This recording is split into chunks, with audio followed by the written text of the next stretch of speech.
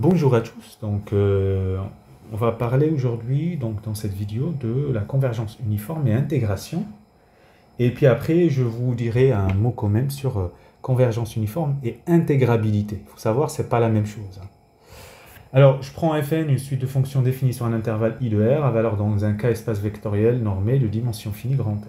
Théorème vous dit que si Fn, donc suite de fonctions continues sur I, qui convergent uniformément sur tout segment inclus dans I vers la fonction f, si j'ai un point A de I, et si on pose pour n dans n et x dans I, phi n de x, c'est l'intégrale de A à x de Fn de t dt, alors phi n converge uniformément sur tout segment de I vers la fonction phi définie par, pour tout x dans I, phi de x, c'est l'intégrale de A à x f de t dt. Ainsi, en fait, grosso modo, ce qu'on a écrit ici, c'est que la limite quand est envers plus l'infini de l'intégrale, c'est l'intégrale de la limite. Voilà. Donc il y a des choses importantes, à savoir la continuité, la convergence uniforme aussi. Voilà. Donc pour montrer ça, regardons, donc je prends K un segment de I, et je prends C, c'est le sup de valeur absolue de x moins A pour x dans K. Pourquoi ce réel existe? Par continuité de la distance sur le compact K. Voilà. Alors pour n fixé et x dans K, donc on va calculer valeur absolue de phi de x moins phi n de x. C'est l'intégrale de a à x f de t moins fn de t. Donc on va majorer par mn qui est le sup de fn de x moins f de x. Et puis les bornes c'est x moins a. Et x moins a lui-même, c'est majoré par c, je vous rappelle. Donc, c fois mn est un réel fixe et indépendant de x. Majorant la fonction sur k, donc il va assurer l'existence de la borne supérieure et il la majore. Donc, gmn, c'est le sup de phi de x moins phi n de x, existe, et mn est majoré par c fois mn. Alors maintenant, en utilisant le fait qu'on a la convergence uniforme sur k, ça veut dire ça tend vers 0.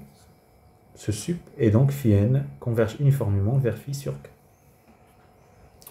Alors il faut savoir aussi que ça s'applique aux séries. Donc si j'ai une série de Fn de fonctions continues qui convergent uniformément sur tout segment inclus dans I vers S, je prends A un poids, et pour tout n dans n, pour tout x dans x, je prends phi n cette fois, c'est à x associé l'intégrale de a de la somme partielle, qui en même temps c'est la somme de l'intégrale, parce que c'est une somme finie. Le problème c'est quand la somme devient infinie, c'est pour ça, grâce à ces hypothèses, alors phi n, elle converge uniformément sur tout segment de I vers la fonction phi définie par, pour tout x dans I, phi qui a x associé l'intégrale de a à x s de t dt. C'est-à-dire que pour tout x dans I, si j'ai une somme totale de l'intégrale, c'est l'intégrale de la somme totale. Voilà. Alors maintenant, on va parler de intégrabilité, convergence uniforme et intégrabilité. On va le faire sur des exemples. L'intégrabilité sur un intervalle non compact est une notion délicate. C'est quand ça part dans tous les sens. Alors, même la convergence uniforme sur I d'une suite de fonctions intégrables ne suffit pas à assurer l'intégrabilité de la fonction limite.